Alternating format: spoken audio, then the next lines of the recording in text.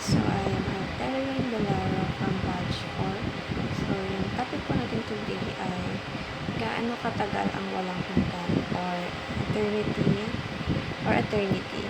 So yung scripture po na ipinabay ni Pastor Russell today ay matatagpuan sa Psalm 90 verse 2. So basahin lang po natin yung concept ng eternity.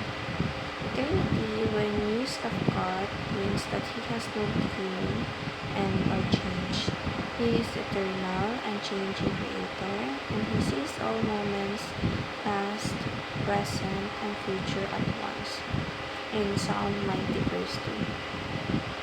While God exists beyond time, He still works within time according to His perfect will.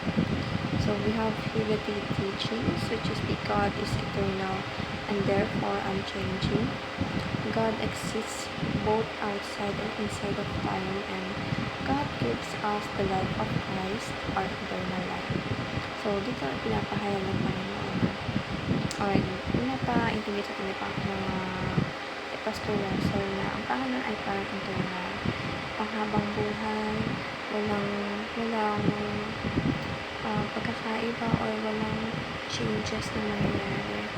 Kung paano ka minahal ang Panginoon simula umpisa, ganun ka niya mamahalin hanggang sa mga patuloy pa namang susunod ang mga araw at hindi ito matatapos. At gaya nga sabi dito na ang Panginoon po ay hindi nagbabago. He has no beginning, end, or change. He is eternal. Kumbaga siya ay consistent sa lahat ng mga sinasabi niya sa atin, sa lahat ng mga pangako niya sa atin, sa lahat ng bagay na nais na ipaintindi sa atin. Wala siyang bagay na hindi niya kayang tuparin na once na sinabi niya, gagawin niya ito para sa atin. Yun talaga yung gagawin niya para sa buhay natin. Kaya, huwag tayong mag-doubt, huwag tayong mawawalan ng pag-asa, huwag tayong mawawalan ng tiwala sa Panginoon. Dahil ang Panginoon po ay true to His words, and of course, hindi ang Panginoon na ang tao o Ama naloloko sa atin dahil siya po ay patuloy na umiibig sa atin at hindi nagbabago. So we have here the applications, which is the trust that God does not change over time. Hindi nagbabago ang Panginoon kahit ano pang araw o oras yan. Hindi po magbabago ang ating Panginoon. And do not give up because God is actively working. Kung ano man yung pinagdadaanan natin sa buhay natin, huwag tayo mawawalang pag-asa tayo ng Panginoon po ay patuloy po nag-work sa life natin at patuloy siyang of course naninirahan sa puso natin at hindi na tayo kayang pabayaan.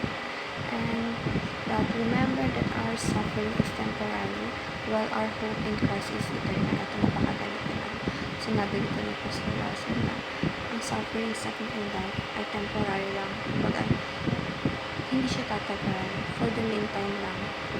At ang pagmamahal sa atin ng Panginoon ay panghabang buhay. At alam na hindi tayo papabayaan at patuloy tayong gagabayan sa oras. At hindi na tayo kayang i-put aside dahil ang Panginoon po ay maalaga sa kanyang mga anak at kilala na ang kanyang mga anak at totoong nagsisilbi sa kanya. So, yun lamang po.